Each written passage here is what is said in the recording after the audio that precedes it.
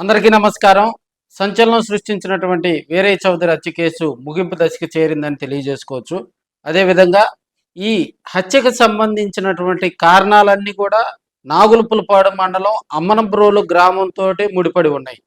స్వగ్రామం వీరయ్య చౌదరి గారి స్వగ్రామం అమ్మనబ్రోలు గ్రామం కావటం, అదే గ్రామంలో ఆయనకు శత్రువులుగా చెప్పుకునేటువంటి దేవేంద్రనాథ్ చౌదరి, ముప్పా సురేష్ వీరందరూ గతంలో కలిసి పనిచేయటం జరిగింది. ఒకరికి ఒకరు ఆధిపత్య పోరులో ఒకరి మీద ఒకరు చంపుకునేంత కక్షలు ఏర్పడటం జరిగింది. అదేవిధంగా దేవేంద్రనాథ్ చౌదరికి సంబంధించినటువంటి ఆక్వా రొయ్యల సాగుకు సంబంధించి కూడా ఆక్వాను నిలిపివేసే దాంట్లో వేరే చౌదరి కీలకమైనటువంటి బాధ్యతలు తీసుకున్నాడు. కనపర్తి గ్రామం నుంచి ఇసుక తరలించే క్రమంలో దేవేంద్రనాథ్ చౌదరికి మనకి వినోద్ పరిచయం అయ్యాడు. కార్యక్రమాలను కూడా వేరే చౌదరి అడ్డుకోవడం జరిగింది. అదేవిధంగా బెల్ట్ షాపులకు, అదేవిధంగా మరి దేవేంద్రనాథ్కి సంబంధించినటువంటి లెక్కల షాపుల వ్యవహారం, వీరికి తోడు అదే మండలానికి చెందినటువంటి రేషన్ మాఫియా డాను వీరందరూ కలిసి ఒక పథకాన్ని రచించుకొని, అదేవిధంగా ఆ గ్రామంలో ఫైనాన్షియల్గా సెటిల్ అయినటువంటి గోల్డ్ మైనింగ్ చేసేటువంటి వ్యక్తి ముప్పా సురేష్. ఈ దేవేంద్రనాథ్ చౌదరికి ప్రతి వ్యాపారంలో పెట్టుబడిగా కూడా ముప్పా సురేష్ ఆర్థిక సహకారాలు అందిస్తూ ఉంటాడు. సో ఆయన రూపకల్పన చేసినటువంటి ఎవరైతే వేరే చౌదరికి బలమైనటువంటి శత్రువులు ఎవరైతే ఉన్నారో వాళ్ళందరినీ ఏకం చేసి వేరే చౌదరిని హత్య చేసేందుకు కూడా దేవేంద్రనాథ్ చౌదరి రూపకల్పన చేసినట్టుగా సమాచారం తెలుస్తుంది.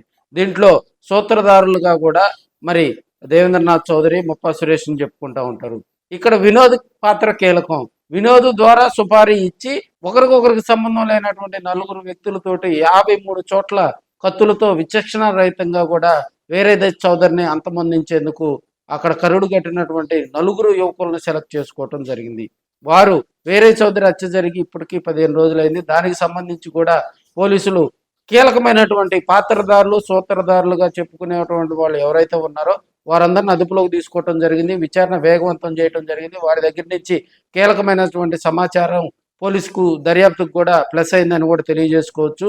ఈ కేసులో ప్రధానంగా ప్రకాశం జిల్లా ఎస్పీ గారు కేసు జరిగినప్పటి నుంచి, వేరే చౌదరి మర్డర్ జరిగిన దగ్గర నుంచి కూడా ఎక్కడైతే అనుమానితులు ఉన్నారో, ఎక్కడైతే ఈ కేసుకు సంబంధించినటువంటి లింక్స్ ఉన్నాయో వాటన్నిటిని ఛేదిస్తూ ఎప్పటికప్పుడు ఎస్ఐలను, సిఐలను, దర్యాప్తు బృందాలను మారుస్తూ గ్రామాల్లో, అదేవిధంగా ప్రత్యేకంగా ఎస్పీ గారు కొన్ని గ్రామాల్లో అమరపురం గ్రామం చుట్టుపక్కల ఉన్నటువంటి వేరే చౌదరితో అటాచ్మెంట్ ఉన్నటువంటి గ్రామాల్లో ఆ వ్యక్తులను అదుపులోకి తీసుకొని విచారించి వారి వద్ద కీలక సమాచారం తీసుకొచ్చి ఈ కేసుకు సంబంధించి కూడా మనకి 8వ తేదీ వేరే చౌదరి పెద్ద కర్మ ఉంది కాబట్టి ఈ లోపు కేసును ఫైనల్ చేసేందుకు కూడా రాజకీయ ఒత్తిళ్లు కూడా ఆ ప్రభుత్వం నుంచి కొంత ఒత్తిడి రావడంతో పోలీసులు ఈ 2 రోజుల్లోనే ఈ కేసుకు ముగింపు పలకనున్నట్టుగా కూడా సమాచారం తెలుస్తూ ఉంది.